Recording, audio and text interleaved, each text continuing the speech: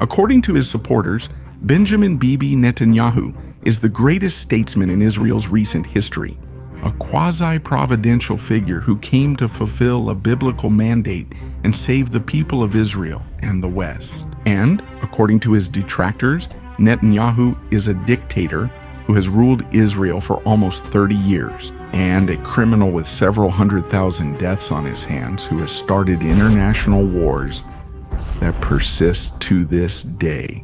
Israel is prepared for any threat, both in defense and in offense. We are determined to defend ourselves, and we are also determined to exact a very heavy price from any enemy who dares to attack us from any front. I have a clear message for those leaders who recognize a Palestinian state after the horrific massacre on October 7. You are giving a huge reward to terrorism, and I have another message for you. A Palestinian state will not be established west of the Jordan River. This is Reynaldo Jose Carrillo Vilches speaking. This is the New Encyclopedia, and I invite you to give us great support by liking this video, leaving your comments, we always read all of them, and hitting the bell for notifications. Of course, by subscribing to the channel and sharing it with all your friends on social media, on WhatsApp, and anywhere else. Without further ado, let's start with today's story. Benjamin Netanyahu was born on October 21, 1949 in Tel Aviv, which is none other than the capital of the newly founded State of Israel. His real last name, in the sense that this was the official family name of his father, his grandfather, and his ancestors. For several centuries, it was not Netanyahu, but Milikowski. They were Jews, Polish and Belarusian, until they immigrated to Palestine, which was governed by the British. His mother's name was Silas. Segal was born in 1912 in Petach Tikva, which was in the heart of Palestine. His mother came from Lithuanian Jewish parents, who first emigrated to Minneapolis and then made the Aliyah, that is, the migration to the land of Israel. Netanyahu's father was named Benjamin Milikowski, and his father's father, who was then the leader of the Netanyahu family, was named Nathaniel Milikowski, a very prominent Belarusian rabbi, that is, spiritual leader, educator, and expert in Jewish law, who emigrated from the Belarusian countryside to Warsaw in Poland.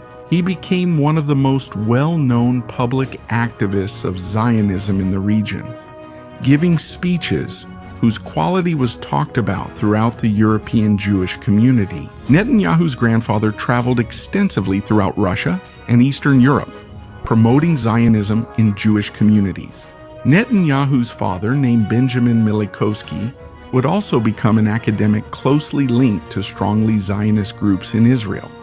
But what is Zionism? You might be wondering, and in just a few minutes we're going to tell you that little-known story about the roots of the State of Israel.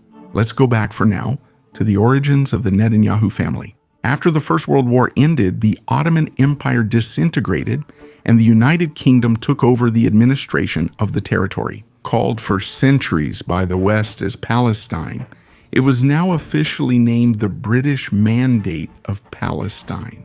That same year, Nathan, Benjamin's grandfather, moved with his entire family to the north of Palestine, settling in the town of Rosh Pinah.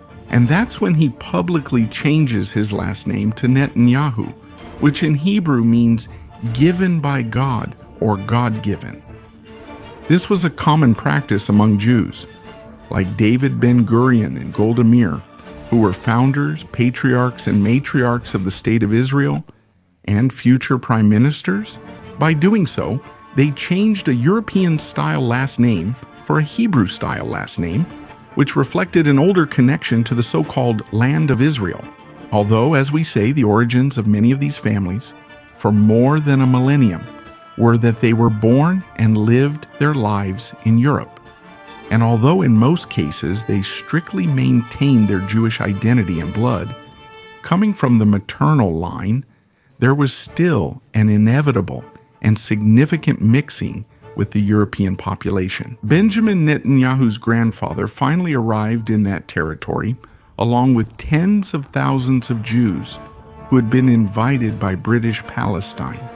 the arrival and settlement of these thousands of Jews. It began to create tensions with the Palestinians, Arabs, Muslims, as well as with the Christian Palestinians, whose families had been there for centuries and sometimes even millennia. In that land, the Jews were forming their own communities with their own self-government and their own armed forces. In a short time, this began to generate violent clashes between these groups, who were religiously and culturally different and didn't even speak the same language. And as Jewish migration and conflicts increase, the British government gradually loses control of the territory and the population. There was an existential dilemma about who was going to govern this ancient and sacred land, since neither side seemed to have a real and effective desire for possible coexistence under the same state. But how did we get to such a delicate situation? So let's quickly talk about the history of Zionism.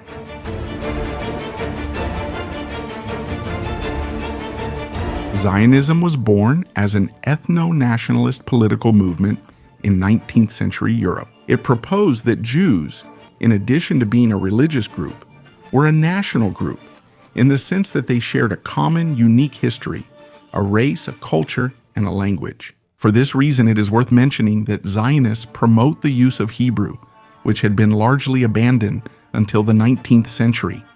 And according to Zionism, although Jews were a national group, like the British, the Russians, or the Chinese, they were the only national people who had been denied their own nation-state. Basically, since the expulsion of many Jews from Rome and Jerusalem by the Romans in the 1st century AD, therefore, according to the Zionists, the Jews had the right to have a unique nation-state for their people in the concert of nations. Zionism, in its origin, was a sort of war of the Jews against Rome, a war that, according to Netanyahu, still persists today. And although Zionism was born as a secular movement, it has had, up to this day, a strong religious component. From the beginning, it would be based on the stories of the Old Testament and the Promised Land, and it would rely on these religious narratives. Also, so that the place chosen by the Jews to build their new home and Jewish state would be a land that has had many names throughout history. For more than 3,000 years, even Philistia, Palestine, for more than 3,000 years, and for a long time after that, this territory, which Zionism set as its goal, was divided at the end of the 19th century into several districts administered by the Ottoman Empire. And for several centuries, Muslim Palestinians, who were the majority, as well as Christian Palestinians and Jewish Palestinians, had largely lived together peacefully and with official recognition in that land, which was part of the Ottoman Empire. But when the Ottoman bloc lost the First World War, that territory and its new official name, which would remain until the founding of the State of Israel, would be the British Mandate of Palestine. For their part, since the late 19th century, the Jews had begun to make aliyah. As we said, aliyah means ascent in Hebrew, which refers to the mass migrations that Jews made to the so-called Promised Land. With spiritual and national motivations, this Jewish migration increased, especially since Palestine had been under British control since 1919. Especially with the famous Balfour Declaration of 1917, where the British Crown recognized it to the man, Lionel Rothschild, leader of the Jewish and Zionist community in Great Britain, the open and official support of the Crown for the creation of a Jewish state in Palestine. To say that just as we talk about Jewish migration to Palestine, we can also talk about colonization or conquest. The Jewish groups that initially came to this land were mainly from Eastern Europe. They were going to form their own settlements in British Palestine, which had a 95% population of Arab Palestinians, most of whom opposed these new Jewish colonies that were being established. The new Jewish settlements were formed as self-segregated communities, developing their own economy and their own rules, and even their own armed or paramilitary groups, which would become the seed of the future Israeli Defense Forces. And since then, has Zionism taken root? Movements that range from groups who believed in peaceful and diplomatic colonization, to others who openly believed in the annihilation and expulsion of all Arabs from Palestine. So now let's go back to the 1940s years of tension experienced by both the grandfather and the father of Bibi Netanyahu, when, after the end of World War II in 1945, clashes and disputes increased over which group would govern what was still called the British Mandate of Palestine. As the conflict intensified, in 1947, the so-called Partition Plan for Palestine was presented at the United Nations. It assigned both Jews and Palestinians an equal portion of land so that they could each form their own state and government there. However, this plan was rejected by both sides, and with the increasing withdrawal of British troops, what became known as the 1947 Civil War eventually broke out. When Jews and Palestinians called for armed struggle, and in the midst of these clashes, the British ended up definitively abandoning the British Mandate of Palestine on May 14, 1948. That same day, the Jewish community organized in what was then called the Jewish Agency officially proclaimed the so-called State of Israel. This is the day that is celebrated as Israel's Independence Day. And once it was proclaimed, it was from the very beginning recognized and supported by nations such as the United States and the Soviet Union, and by major economic and political powers from various countries around the world. The conflict would spread, and the war would come to be called the Arab-Israeli War, and this war would end on July 20 of the following year, in 1949, with the victory of the Israelis over the Palestinians and over the neighboring Arab states.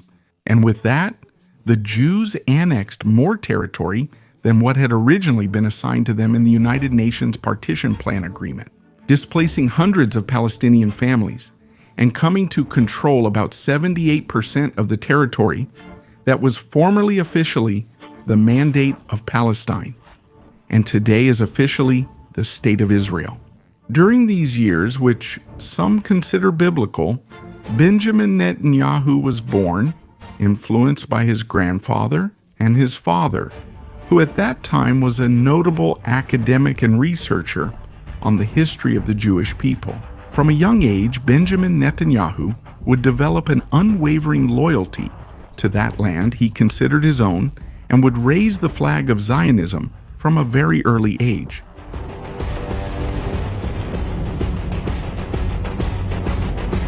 Although he was born in Tel Aviv, Benjamin would spend most of his childhood in Jerusalem due to his father's activities at the Hebrew University. There, at school, Benjamin would be described as a polite, friendly, and studious child.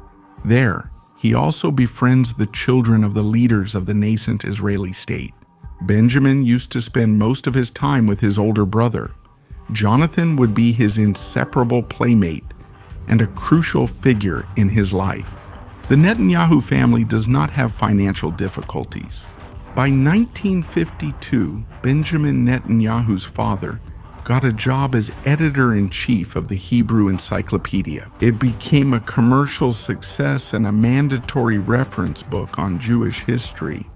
The Netanyahu family's financial gains were so abundant that in 1953 they moved to the Katama neighborhood, specifically a large and luxurious house that had previously belonged to Christian Palestinians who fled after the Israeli victory in the 1948 war. Benjamin Netanyahu would recall years later that, although his father's intellectual influence would be very present in him, it was his mother, Silla, who gave him and his brothers the character and discipline they have had all their lives. In 1956, the Netanyahu family moved to Philadelphia in the United States because of an academic job opportunity for his father. There, Benjamin experiences an obvious culture shock between Jewish customs and the new Western American, mostly Christian environment. But will that period be brief? And in 1958, he returns to Israel. And in 1961, after continuing his education, he enters the prestigious Rehavia High School, where he will study, also with the children of the ruling elite of the State of Israel, where, as a curious fact, his brother stands out as president of the Student Council and the Boy Scouts. But 2 years later, in 1963, the Netanyahu family returns to Philadelphia, where a new crucial stage in Benjamin's life definitely begins, as his family settles fully in the United States of America. For a long period, this is an experience described by Benjamin as very traumatic, terrible, and hard, since for him, raised in the most unrestricted Zionist thinking, it meant, among other things, leaving the Promised Land. In North America, Benjamin studies at Cheltenham High School, where, already fluent in English, he makes the honor roll, although he does not socialize with those around him. By 1964, his brother Jonathan leaves for Israel for the renowned mandatory military service, in which he stands out extraordinarily. So he goes on to join the Israeli Defense Forces. And young Benjamin will look at this path with much longing and great enthusiasm. It is worth mentioning that in 1964, an organization was formed that would give people a lot to talk about, the Palestine Liberation Organization, which would form political groups and armed or paramilitary groups in the occupied Palestinian territories, demanding the creation of an internationally recognized Palestinian state. According to some authors, Benjamin Netanyahu, who was a teenager during these years, developed a double personality.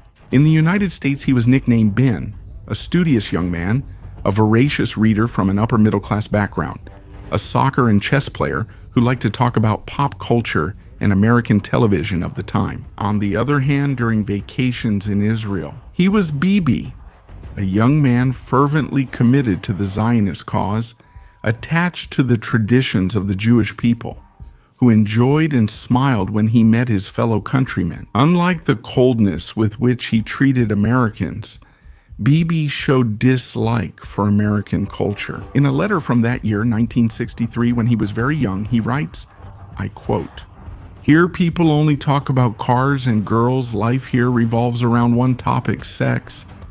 I think Freud would have a lot to say. Little by little, I'm becoming convinced that I live among primates, not humans." To Benjamin's great happiness, at 18 years old, he returns to Israel with great pride to fulfill his mandatory military service, the same one in which his brother Jonathan served, accompanying him with great expertise as a soldier. June 1, 1967 arrives, and just 4 days later, on June 5, the so-called Six-Day War breaks out between Israel and the Arab coalition of Egypt, Syria, and Jordan, where, according to Israel, the Arabs had militarized their borders. The newcomer Benjamin does not fight directly, but he does experience up close the excitement of the Israelis who triumph over the Arabs. And with that, they manage to annex even more territory to the State of Israel, at the same time occupying what is now known as Gaza, the West Bank, and the Golan Heights, displacing in a span of 10 years about 400,000 Palestinians who had lived there all their lives. The young Benjamin sees in his brother, a fighter who is on the brink of death in the war, a role model to follow during his upcoming military service. So in August, in remarkable physical shape, youthful and imposing, standing 1.80 meters tall, Benjamin is selected as a candidate for the elite unit, Sayeret Matkal, specialized in counterterrorism operations, espionage, and military counterintelligence, with a prestigious track record. Up to the present day, the conditions to become part of this unit were among the toughest, with 7 months of artillery training, parachuting, counterterrorism, navigation, and a final test, which was a 120-kilometer march in 24 hours. In these episodes, Benjamin recalls having visited sites of great religious historical significance, such as Mount Shiloh, which was the spiritual capital of the Jews before the construction of the temple in Jerusalem, and the fortress of Beitar, where one of the main events of the Jewish revolt against the Romans took place, When he visited these places, Benjamin writes that he remembers it as something we felt that did not need to be expressed in words. We had returned for all the generations of the Jewish people who had dared to dream from the depths of humiliation and persecution that we would return to this land. This was one of the clearest examples of the vision that, from its birth until today, Benjamin Netanyahu had maintained over that land, the land that had been promised to his people more than 3,000 years ago, and for which he was willing to give his life in order to defend that property. According to them, historical, as a consequence of the Six-Day War, the so-called War of Attrition followed, with fighting between Israel, Egypt, Jordan, and the Palestine Liberation Organization. On this occasion, Netanyahu participated as a leader in several high-caliber cross-border military operations, where he also had his baptism by fire, and in operations that had the objective, for example, of rescuing Jewish hostages inside an airplane. The Israeli agents led by Netanyahu achieved their goal, also taking down 2 of the hijackers, and Netanyahu himself ended up wounded by a bullet. Due to this injury, Bibi Netanyahu, in 1972, was discharged from the army and decided to return to the United States with his girlfriend. There, he enrolled in the School of Architecture and Planning at the famous Massachusetts Institute of Technology, but this field didn't interest him at all, and he realized it right away. A year after the outbreak of the Yom Kippur War, Benjamin even feels a kind of joy with the call to return to fight for his promised land. The Ramadan War, or Yom Kippur War, depending on who you ask, pitted a coalition of Arab countries led by Egypt and Syria against Israel after launching a surprise attack on the Israelis. The war will end with a humiliating victory of Israel over the Arabs, a victory that will strengthen Israel's position in that land, in the Middle East, as well as gain new territories for itself. And although in the long run they will return the Sinai to Egypt, it will be in exchange for Egypt becoming the first Arab country in history to recognize the sovereign state of Israel. And it is worth mentioning that Netanyahu's participation and actions in special military operations during the Yom Kippur War are still classified secrets of the state of Israel today. And it's a subject that Netanyahu and the Israeli government have refused to discuss in public. After the war ended, that same year, 1973, Netanyahu returned to the United States to continue what he considered a boring career. Even so, he graduated in 3 years and began studying for a doctorate, this time in a subject that was of great interest to him, a doctorate in political science. Now then, shortly after this, an event would mark Bibi's life because his older brother, considered a war hero not only by Bibi, but by the Israeli people, died from a gunshot. In a rescue operation for Jewish hostages, Yonatan Netanyahu became a martyr of Israel. And as a result of this, his younger brother, who also had a promising background, started to attract more attention from the media. But it wasn't his shining moment yet. Once the mourning for his brother was over, Bibi in the United States began working as a consultant at a global advisory firm.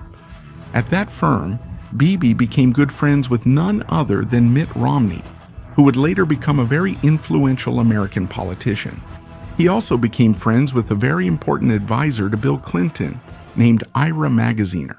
He is the man who insists to several high-level Israeli leaders that they should pay attention to that 28-year-old young man with military experience, good speaking skills, and a neat appearance. In this way, in 1978, Benjamin began to make his first appearances in the media in the United States and in Israel. There he met figures who would serve as mentors to him, who, for example, insisted to Bibi that it was a mistake for Israel not to dedicate more resources to the area of publicity and counter-propaganda, because it was within those areas that there was the best way to win over American politics, which required winning public opinion. Let me quote you what the Palestine Liberation Organization Information Office said in a Dutch paper in 1977 on May 5th. The statement was very simple. Our objective remains the destruction of the Zionist state of Israel. So let's keep in mind that what we're talking about here is not the attempt to build a state, but to destroy one. Now, on a personal level, that same year, 1978, Netanyahu's wife, during the weeks before the birth of their first son, found out that Netanyahu had a lover. She asks him for a divorce and lets him see his daughter for only a few minutes before taking her from the United States to Israel. In this complex situation in his personal and political life, Netanyahu decides, just like his ex-wife, to return to Israel in 1978. But his mission was his career. After some time with this platform, in the early 1980s with his new girlfriend, Netanyahu decides to move back to Israel for good, now in a marketing position at an important company in the country. Though it should be said in Israel, in those years, the living conditions were not attractive at all compared to the average standard of living in Europe and the United States. Returning to his life, Netanyahu proposes to the woman who will become his second wife and asks her to convert to Judaism. In any case, fate will send him back to the United States of America, when a close colleague of his is appointed as Israel's ambassador to the United States, and he asks Netanyahu to be his first assistant there in Washington, a place where Bibi will learn in the very halls of the White House, and in all kinds of other spaces, about the art of politics, the so-called Likud, in which he will make his entire career. Netanyahu was the main nationalist and conservative right-wing party in Israel, with a strong tendency in its origins toward expansionist Zionism, and it had its roots in movements from the early years of Israel, which were inspired by Italian fascism. At that time, Netanyahu would have to defend, as part of the Israeli embassy, the famous Israeli invasion of Lebanon, where more than 300,000 Palestinian refugees lived. And the Israeli forces organized an attack with the declared objective of neutralizing the Palestinian infrastructure, expelling the Syrian forces, and supporting the installation of a Lebanese Christian Phalangist government, which was sympathetic to and allied with the Zionists.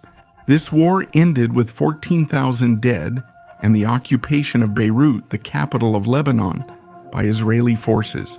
But for the first time in the brief history of that state, these events in Lebanon would cause a great international outcry, with photographs and stories everywhere that exposed internationally the massacres perpetrated by Israeli forces during these difficult and highly controversial times. The government of Israel hired prominent American Jews who were marketing experts to work on improving Israel's image before the world. Benjamin Netanyahu ended up being one of the most active and loyal soldiers of one of these agents, and Benjamin will appear at a young age in numerous American media outlets, where he will eloquently defend Israel's foreign policy. And during that time at the Israeli embassy, Netanyahu will directly contact many of the prominent journalists and media figures in Washington, doing all kinds of public relations, and even getting to personally meet Ronald Reagan himself when he was just an assistant to an ambassador. In the midst of this relentless activity proving his merits for that position, Benjamin Netanyahu, 33 years old, is appointed as the new ambassador of Israel to the United States of America in 1982. But Benjamin already knew the state of Israel well, and in a very short time, he will manage to be promoted in 1984 to a new position, that of Israel's ambassador to the United Nations. Moving now to New York, where he would see the United Nations as a television show without much importance, where he could present speeches and keep perfecting them. But beyond the United Nations, Bibi understood the big league environment that New York was, the financial capital of the world, where he would continue meeting many important figures, among them a 40-year-old senator named Joe Biden, with whom he would develop a close friendship. In these years, Netanyahu had to defend the bombing of hospitals in Palestinian territories in front of American cameras. At the same time, in the midst of Israel's conflicts, he keeps gaining more space and more fame in major media outlets, In that environment, he is also introduced to a German-born tycoon named Freddie Trump, the father of the future President Donald Trump. There, he also meets the highly influential Orthodox Jewish community in the United States, and one of the most powerful and influential rabbis among the American and global elite, Rabbi Menahem Mendel Eshnerson, who in the middle of a religious ceremony tells Netanyahu that he sees a divine mission for him on earth, as well as a dark path ahead. From 1980 onward, the so-called First Intifada breaks out, a revolt by Palestinians, especially in the territories that Israel had occupied since the Six-Day War of 1967. And in these broad international debates that took place about the Intifadas, Netanyahu gains even more media fame in the United States and in Israel.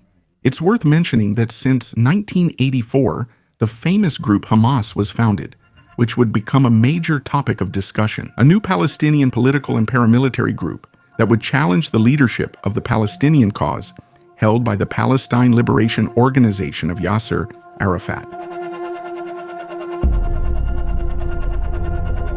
Interestingly, in its early days, Hamas would be secretly funded and supported by Israel and the United States.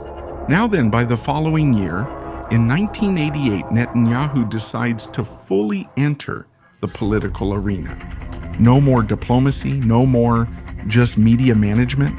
Would he get into the heat of the conflict? So he moves to Israel and joins the Likud party. But despite his career, which seemed more than promising in his first party primary, he finished in 5th place, and he had to settle for the formation of a new government with a deputy minister position that was very unattractive to him. But he remained focused on politics. And during those years, perhaps because of his constant absence, his wife, his second wife, ends up leaving him, asking for a divorce and even suing him. But Bibi keeps going. And in the middle of the Gulf War, when Saddam Hussein's missiles were falling on Tel Aviv, Netanyahu relies on these events to fuel the narrative of toughness against so-called terrorism and against the leniency of various political sectors in Israel. In these carefully planned media promotion spaces, well thought out by someone who had worked in marketing, among other fields, moments occur, such as when, during Netanyahu's live interview with cable news network, the missile alarms of Tel Aviv go off. But instead of taking cover, Netanyahu demands that the journalists continue with the interview. With gas masks on during those final days of war, Netanyahu marries for the 3rd time to a young 29-year-old flight attendant. And a little later, she manages to give birth to what would be Netanyahu's firstborn son, named Yair Netanyahu. By 1992, new primaries were held for the Likud party, the second in which Netanyahu would participate, where he now finished in 2nd place. Now then, shortly after, due to internal political events, a 3rd internal election would take place in 1993. And in that enveloping political dynamism, Benjamin would experience his first public scandal when his wife received a call threatening that if Benjamin did not withdraw from his presidential candidacy, within a week they would release a video of Benjamin Netanyahu having sexual relations with an alleged lover. When his wife tells him this, Bibi doesn't deny the affair and focuses on what's important to him, which is saving his campaign.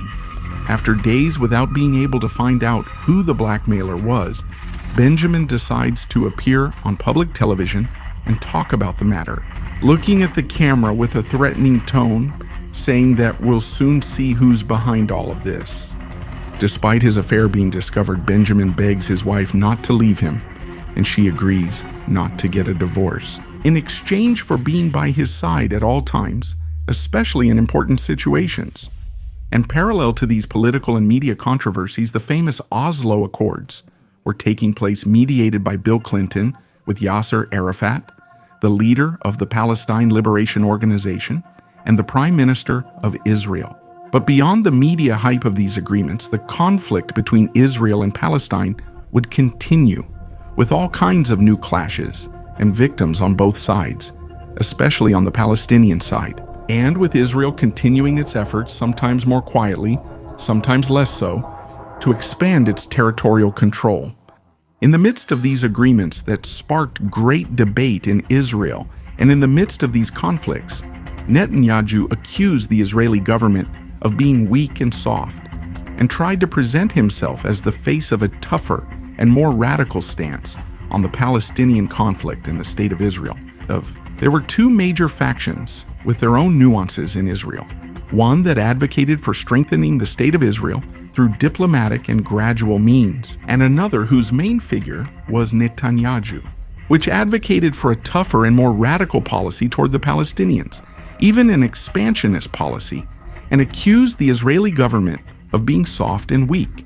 Meanwhile, in Jerusalem, Zionist extremists carried out attacks at Muslim places of worship, with apparent complicity from active Israeli soldiers, and groups like Hamas carried out suicide attacks in Tel Aviv, blowing up a bus that left 22 dead.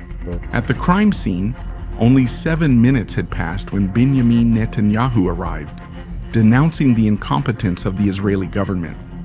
By 1995, the also controversial Oslo II Accords were signed, a continuation of the previous ones that stipulated and the withdrawal of Israeli forces from Palestinian cities such as Gaza, Jericho, and another 450 Palestinian villages, and Netanyahu becomes one of the main critics of these agreements, pointing out that they would be harmful to the security and very existence of the State of Israel.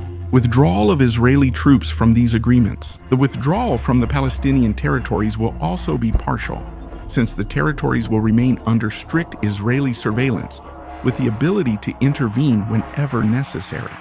In the midst of the heated debates taking place in Israel regarding the Oslo Accords, at the podium of the Congress, Netanyahu states that the current government of Israel was the furthest ever from Israel's Zionist heritage.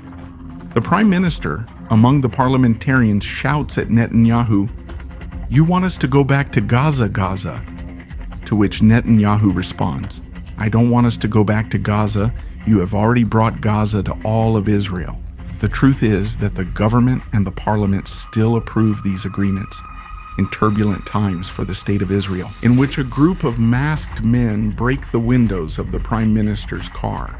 And there are strong protests and demonstrations against the government, led, among others, by Benjamin Netanyahu.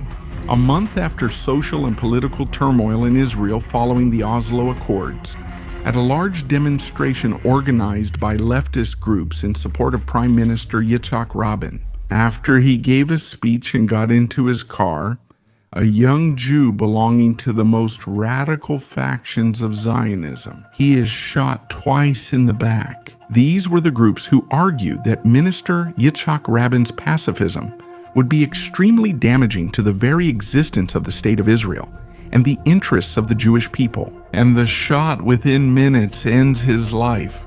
In addition to the numerous indications that there was a high-level conspiracy against him, there were also claims that Benjamin Netanyahu himself was linked to this conspiracy to end his life.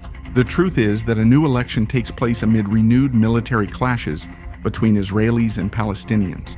Bibi is running as the party's candidate for the highest office in the state.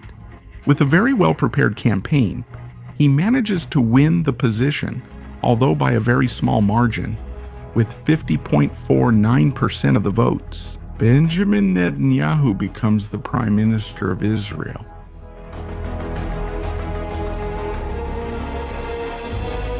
Thus began in 1996 a term that, with its brief pauses, has continued until today. A term that some have even described as a providential mandate for the chosen people and to save the West, while others have pointed to it as one of the bloodiest dictatorships in the world in recent decades. There were efforts to divide this city by those who said that peace can come from division, that it can be secured through multiple sovereignties, multiple laws, multiple police forces. This is an unattainable and dangerous assumption, and it compels me to declare today that there will never be another division of Jerusalem. Never.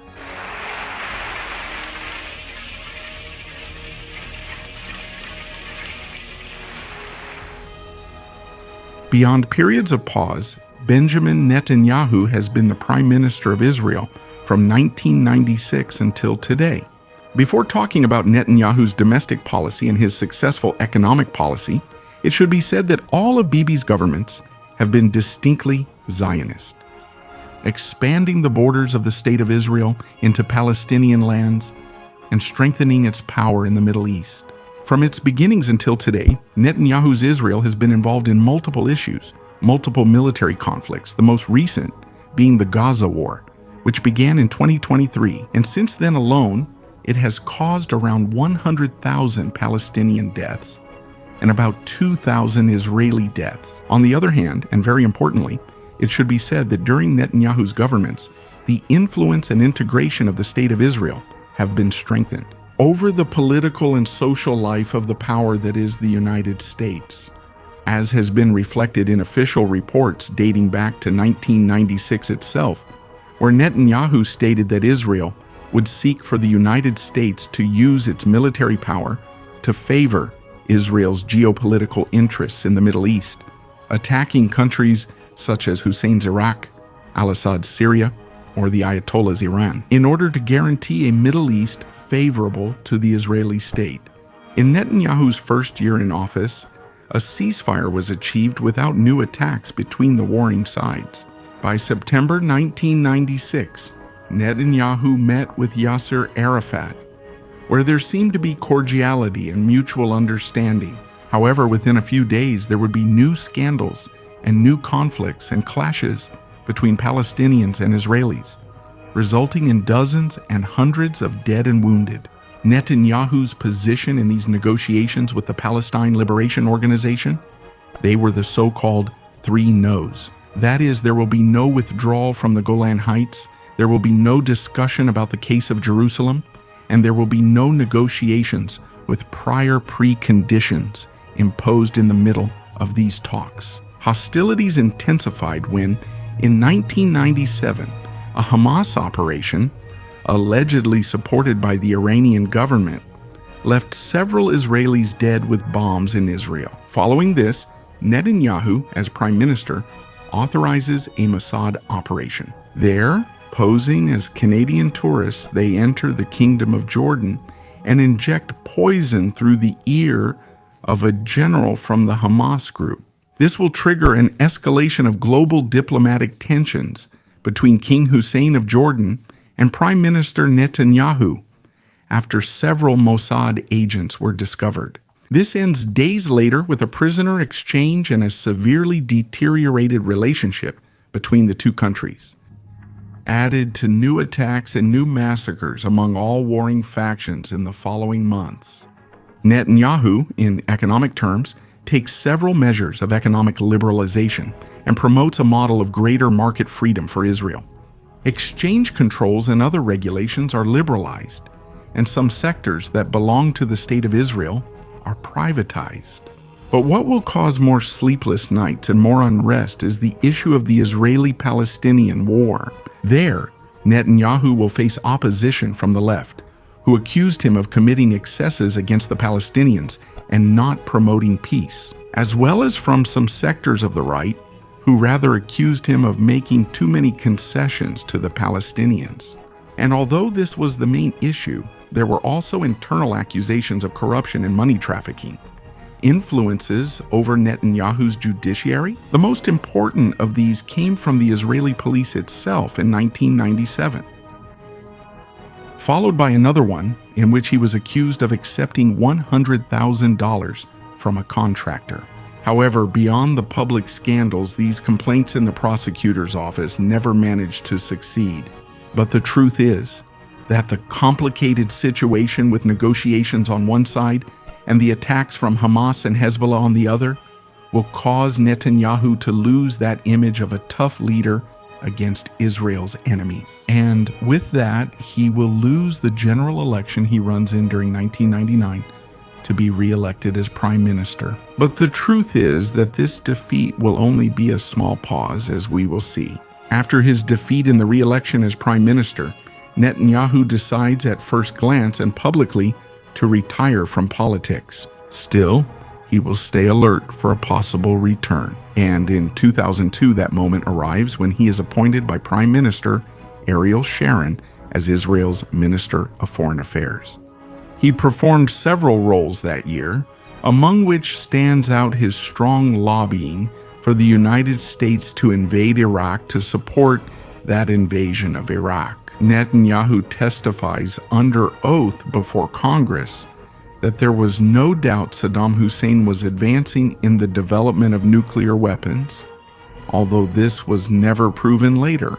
And he states in those public declarations that if Saddam Hussein was overthrown, there would be positive effects for the entire Middle East region.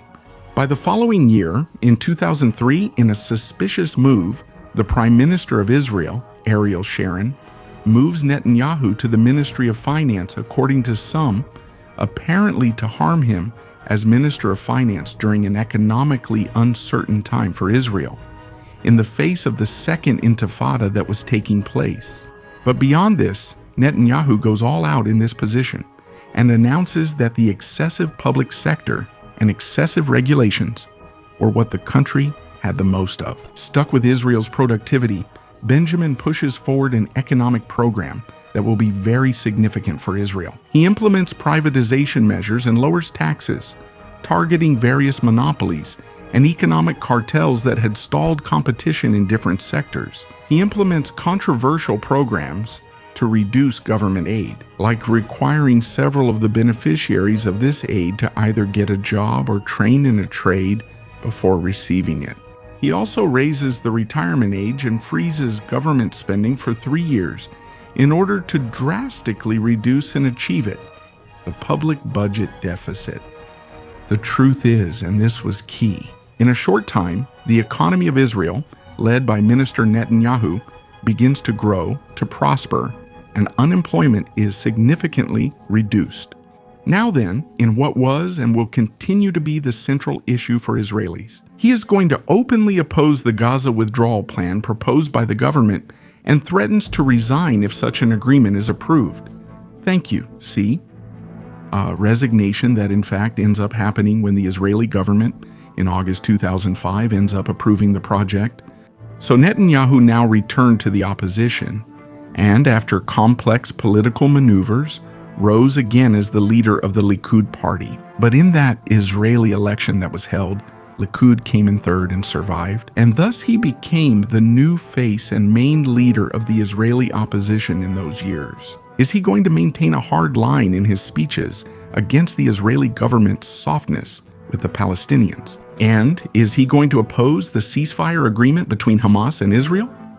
In the year 2008, in 2009, a new election is held in Israel, and after tough negotiations and unexpected alliances, although his party Likud comes in second, Netanyahu claims victory, since the right-wing parties in total had achieved a majority in parliament.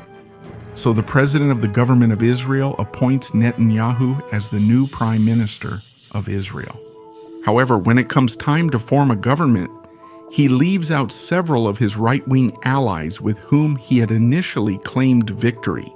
And in this new government and new era that was beginning for Netanyahu, he replaces these allies with members from the center and moderates.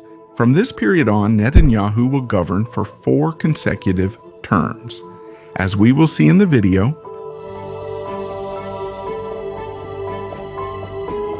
Netanyahu will be the prime minister of Israel for the next 12 years, a period where conflicts and negotiations with Palestine and the United States will continue to be the central issue. Now, dealing with President Barack Obama and his Secretary of State, Hillary Clinton, who at times showed strong support for Zionism and the State of Israel, and at other times seemed more in favor of Palestine.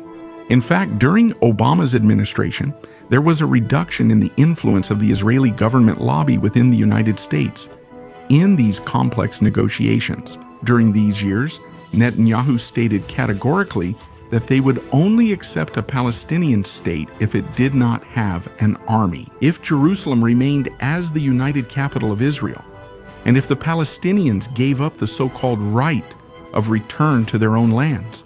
Even though these demands and conditions were almost impossible, it was the first time in history that Netanyahu and the Prime Minister of Israel officially declared themselves in favor of the creation of a Palestinian state. Even so, with these conditions, the response from the Palestinian Authority and other Arab nations and groups like Hamas was a resounding rejection. Jewish settlements will continue to be built and expanded on Palestinian land during these first years of Netanyahu's term, and beyond the supposed victories that the United States was selling as mediators of having convinced Israel to stop the construction of these new Jewish settlements on land without clear boundaries. The truth is that in reality, most of the settlements continued to expand during these years, with Netanyahu stopping only a small portion of these new settlements, almost symbolically. This issue caused anger and public statements from various United States leaders, but at the end of the day, they were nothing more than statements. At the same time, the tensions and conflicts with Iran during those first years as prime minister were particularly intense. President Mahmoud Ahmadinejad got into serious controversies with Netanyahu, even going so far as to question the Jewish Holocaust, a geopolitical conflict between Iran and Israel that continues to this day. In those years, around 2010, it was gaining strength in the world. The idea of the two-state solution for the issue of the conflict between Israel and Palestine, and the mediations by the United States under the Obama administration were moving in that direction. But these negotiations once again lead to nothing. Netanyahu decides that Israel will end the truce of not building new Jewish settlements on Palestinian land, and the Israeli expansion projects in the West Bank and East Jerusalem are resumed with twice the effort. Once again, this only causes protests from United States ministers and other world leaders regarding internal affairs. It's interesting to point out that by 2012, high-speed fiber optic internet was already being widely implemented in Israel.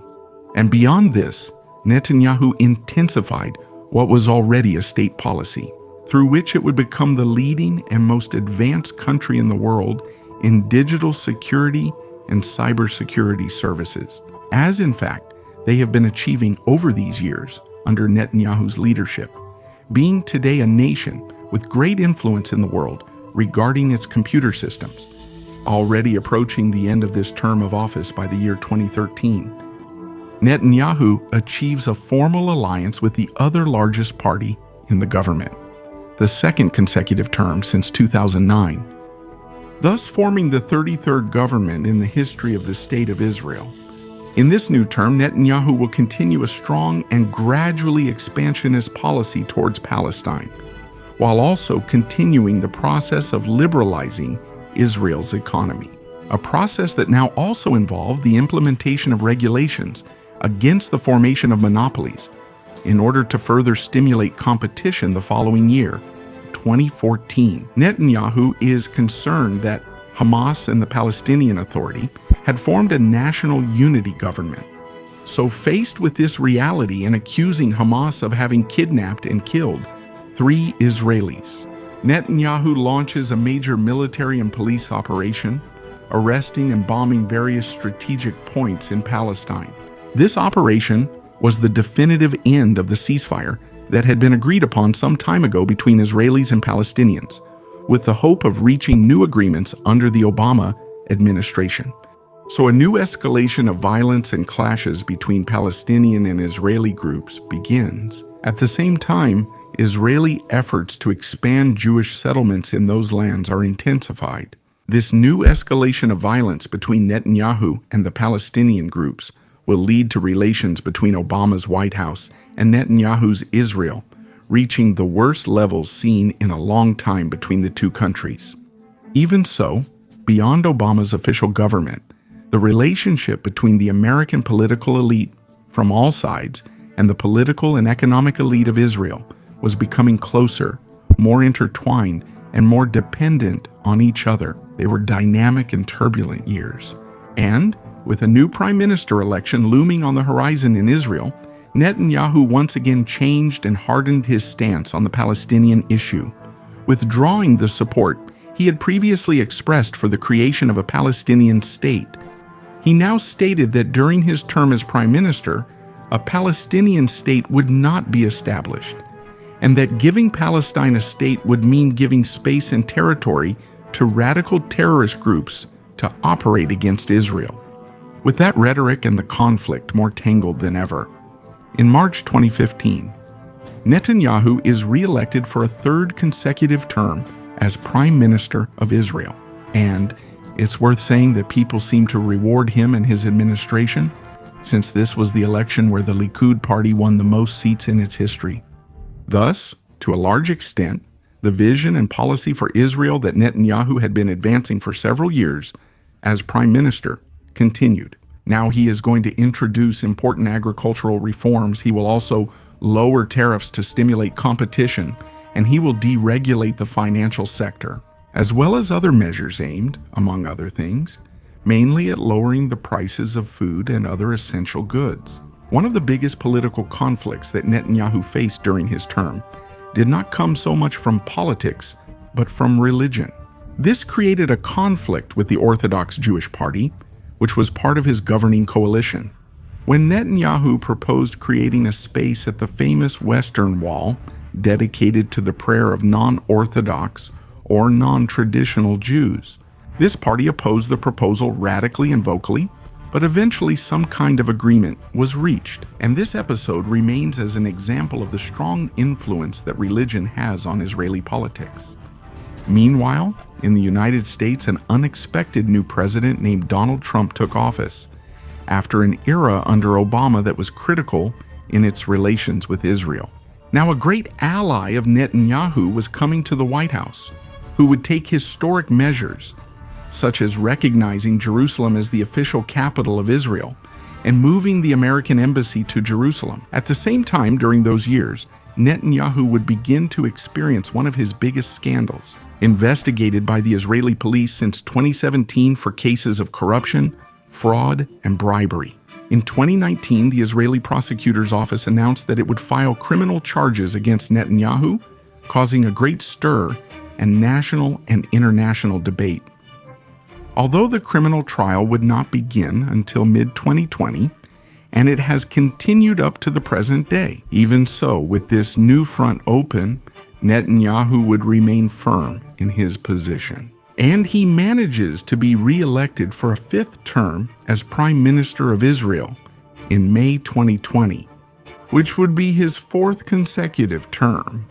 But in the midst of the scandal over the criminal trial and the COVID situation in Israel and around the world, a wave of protests and demonstrations against Benjamin Netanyahu erupts in Tel Aviv and throughout the country. A massive civil movement that he managed to gradually reduce and neutralize, using COVID measures as an excuse, and on the other hand, with police repression.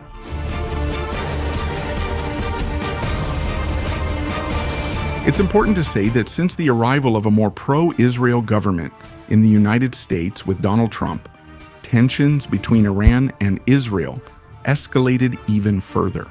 At the same time, on another front in 2021, Hamas launches a surprise missile offensive from Gaza against Israel. In response, Netanyahu orders an operation that lasts 11 days in the Gaza Strip and leaves hundreds dead on both sides. But this military operation, although many Israelis saw it as necessary, is one of the last battlefronts that make it impossible for Netanyahu to hold on to power any longer. And in the Israeli parliament, an opposition coalition is formed that is large enough to remove Netanyahu from the position of prime minister. In June 2021, ending his 22-year reign, at least for the moment. And that's because Netanyahu will only remain as leader of the opposition for 1 year. When the Likud party, which was still the majority party in Israel, manages to have its candidate, once again Netanyahu, elected for the 6th time in his life as Prime Minister of Israel, beginning a new term in December of 2022. In this term, Netanyahu will start by pushing for a substantial reform of the entire State of Israel and its public powers, a reform that some saw as a threat to Israeli democracy.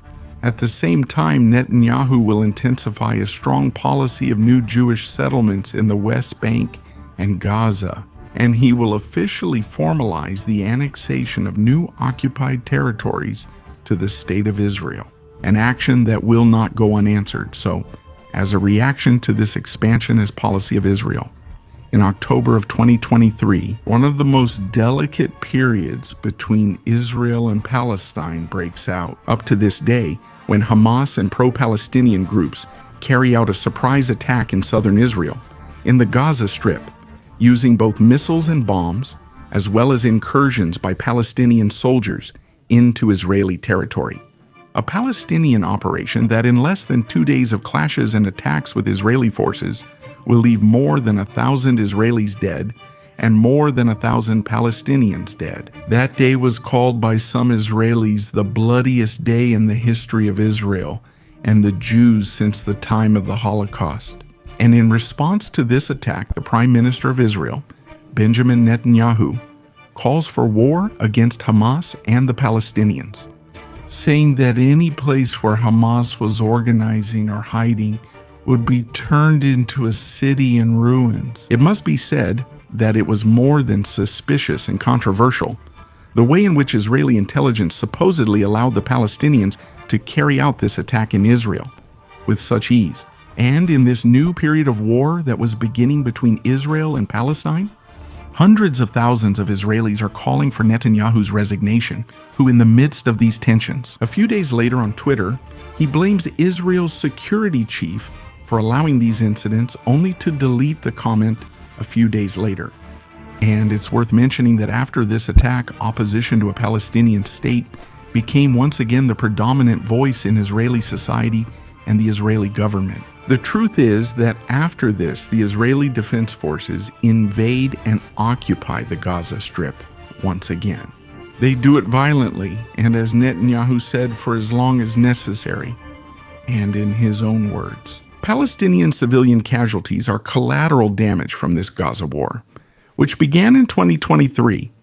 There hasn't been such a violent and conflicted era between both sides at this level since the Arab-Israeli War of 1948. With more than 100,000 dead in the last 2 years, amid all the damage and conflicts caused by this war, the state of South Africa, supported by other countries, accuses Benjamin Netanyahu before the International Court of Justice of being responsible, according to them, for committing genocide in Gaza. And as a consequence of this trial, the International Court is going to issue an arrest warrant for Benjamin Netanyahu for war crimes and crimes against humanity. And in that same month, in the middle of the Israeli-Palestinian war, Netanyahu is going to fire the Minister of Defense. And this is going to spark another big wave of protests in Israel against him. By January 2025, a ceasefire is achieved between Palestinians and Israelis. But in March of that same year, Israel will launch another surprise attack against Palestinian groups in the Gaza Strip. One of the statements that Netanyahu makes during those months is that the destruction of homes in Gaza would force the Palestinians into migration. As we had told you since Trump came to power, tensions between Iran and Israel were escalating more and more every day. And on June 13 of that year, 2025, another conflict that had been tense for a long time, it will erupt when Netanyahu authorizes Israeli airstrikes on various key targets in Iran, thus beginning the war between Iran and Israel, a war that continues to this day. At the same time, it's important to highlight that as a result of this new conflict, opposition to a Palestinian state began to grow among Israelis. It once again becomes the predominant voice. Both in the government and in civil society, this has been the life of Benjamin Bibi Netanyahu up to today. Between praise and harsh criticism, he has continued that unique and controversial project that is the State of Israel. In the coming years, we will continue to hear about him, between accusations of being a war criminal and praises of being sent by God. His life has also been the story of the 20th century and the story of the theological conflicts underlying the movements of history. Thank you all for watching this video. Your support means a lot to us. By leaving your comments, giving it a like, subscribing to the channel, sharing the video with all your acquaintances, and clicking the bell to activate notifications. This was Reynaldo Jose Carrillo Vilches speaking to you. This is the New Encyclopedia. As always, we thank you for all your support and many blessings to everyone.